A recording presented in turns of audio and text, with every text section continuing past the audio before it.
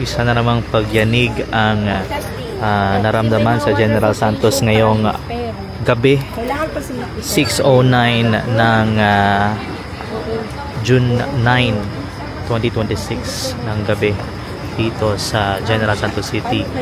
Kasalukuyan lumabas ang mga miyembro ng Regional Disaster Risk Reduction and Management Council 12 dito sa Emergency Operation Center habang patuloy ang mga pag-assess ng sitwasyon.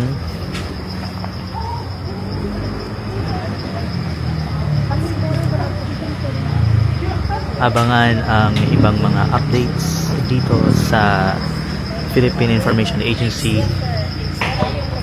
Region 12 at Sergeant Facebook pages.